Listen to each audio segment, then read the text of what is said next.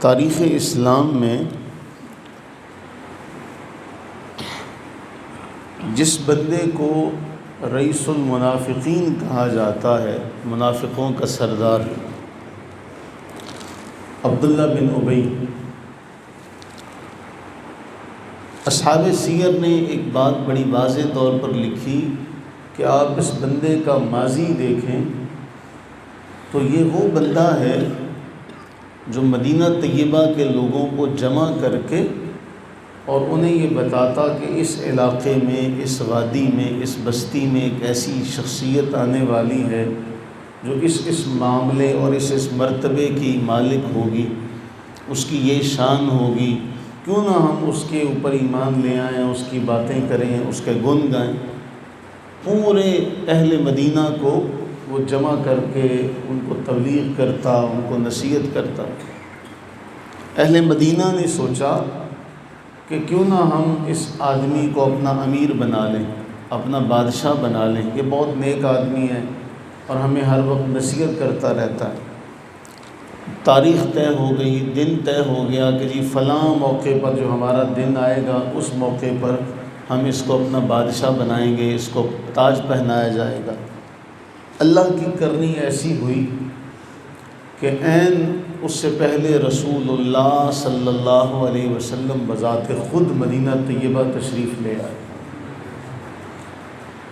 اب سارے لوگ جو تھے وہ ذوق در ذوق رسول اللہ صلی اللہ علیہ وسلم کی طرف متوجہ، اور منظر جو ہے اگر اس کو صحیح نقشے کے طور پر دیکھا جائے تو جو امام مسلم نے اپنی صحیح مسلم کے اندر جو نقشہ کھینچا ہے کہ جب رسول اللہ صلی اللہ علیہ وسلم مدینہ طیبہ میں جلوہ گر ہوئے، مدینہ طیبہ تشریف لائے، تو نوجوان جو تھے وہ گلیوں میں دوڑتے تھے رسول اللہ صلی اللہ علیہ وسلم کے استقبال کے لیے، اور گلی محلوں میں یہ آوازیں لگ گئی، اللہ کے رسول آ گئے، اللہ کے رسول آ گئے۔ اب ایسے میں یہ بندہ جس کو چاہیے یہ تھا کہ سب سے آگے ہوتا، یہ ان لوگوں کی مخالفت پر اترا، نہیں یہ وہ نہیں ہے، یہ وہ نہیں ہے جس کی میں تمہیں باتیں کیا کرتا تھا۔ کیوں کہ میں امیر بننا تھا، میرے سر پہ تاج رکھا جانا تھا، آج میرا وہ تاج پوشی کا معاملہ چلا گیا، اس لیے اس نے رسول اللہ صلی اللہ علیہ وسلم کی مخالفت میں زندگی گزاری، لیکن چاروں ناچار مسلمان رہا۔ کہنے کا مطلب یہ ہے کہ اللہ تعالیٰ مالک الملک ہے۔ قرآن میں فرماتا نہ تؤتی الملک من تشاء، میں جس کو چاہوں، جس کو وہ چاہے اس کو وہ بادشاہ بنا دیتا، جس کو چاہے بادشاہت سے محروم کر دیتا، جس کو چاہے عزتیں نواز دے، اس کے ہاتھ میں ساری چیزیں۔ حدیث اس حوالے سے بہت اہم ہے، حضرت انس رضی اللہ تعالیٰ عنہ بیان کرتے ہیں کہ نبی سرور عالم صلی اللہ علیہ وسلم یہ دعا اکثر پڑھا کرتے، اکثر یہ دعا پڑھتے۔ وہ دعا کیا تھی؟ یا مقلب القلوب ثبت قلبی علی دینک، اے دلوں کو پھیرنے والے میرے دل کو اپنے دین پر ثابت قدم رکھنا، اے دلوں کو پھیرنے والے میرے دل کو اپنے دین پر ثابت قدم رکھنا، ثابت رکھنا۔ حضرت انس کہتے ہیں کہ میں نے عرض کیا یا رسول اللہ صلی اللہ علیہ وسلم، ہم آپ پر بھی ایمان لائے، جو اللہ نے آپ کو عطا کیا ہے اس پر بھی ہمارا ایمان۔ اللہ نے آپ کو قرآن عطا کیا، اللہ نے آپ کو وحی کی صورت میں قرآن اور حدیث، یہ دونوں دولتیں اللہ نے آپ کو عطا، ہم ان دونوں پر ایمان لائے۔ اب بھی آپ کو ہمارے بارے میں کوئی ڈر ہے؟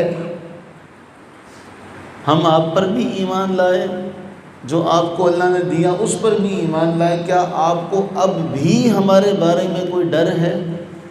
یہ سوال دیکھیے، اور رسول اللہ صلی اللہ علیہ وسلم کا جواب، فرمایا ہاں اب بھی ڈر ہے۔ کیوں؟ فرمایا یہ دل اللہ کی دو انگلیوں کے درمیان ہے، وہ جس طرح چاہتا ہے انہیں پھیر دیتا، جس طرح چاہتا ہے انہیں پھیر دیتا۔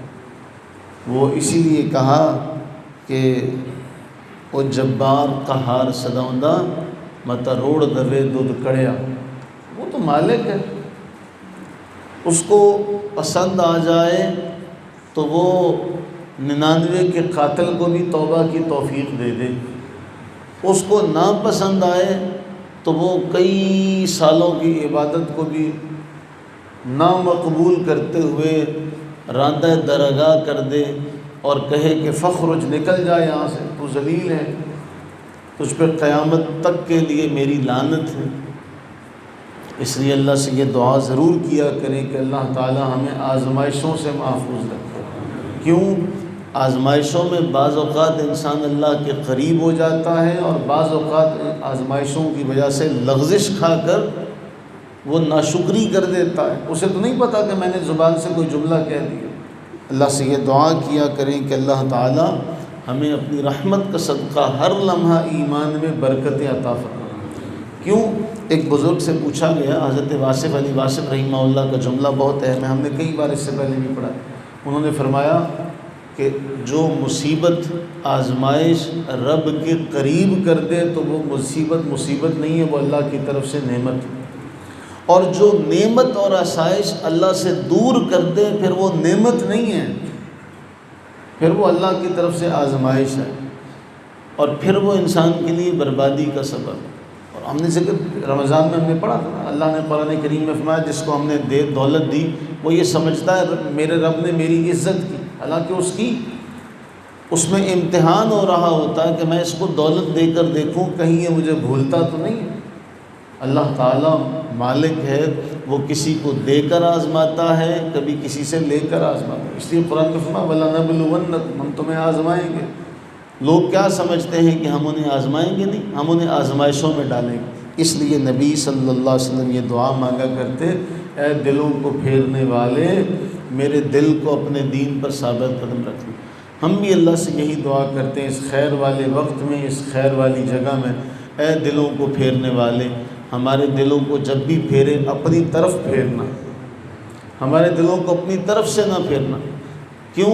وہ ایسا بے نیاز ہے، ایسا بے نیاز ہے، جس کو ہدایت دینی ہو لمحہ بھی نہیں لگاتا۔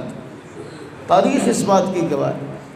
ایک آدمی زماد نامی، حدیث پاک میں آتا ہے کہ وہ مدینہ طیبہ میں آیا، اسے پتہ چلا رسول اللہ سے، مکہ معظمہ کی بات ہے، وہ آیا اور آ کے پتہ چلا کہ جی ایک آدمی ہے، اس نے نبوت کا دعویٰ کیا ہے، مکہ والے اس سے پریشان بہت ہیں۔ مکہ والوں سے کہتا ہے کہ میں تمہیں پتہ ہے جھاڑ پھونک کرتا ہوں، تو مجھے وہ بندہ ملاؤ، شاید میں اس کا علاج کر دوں۔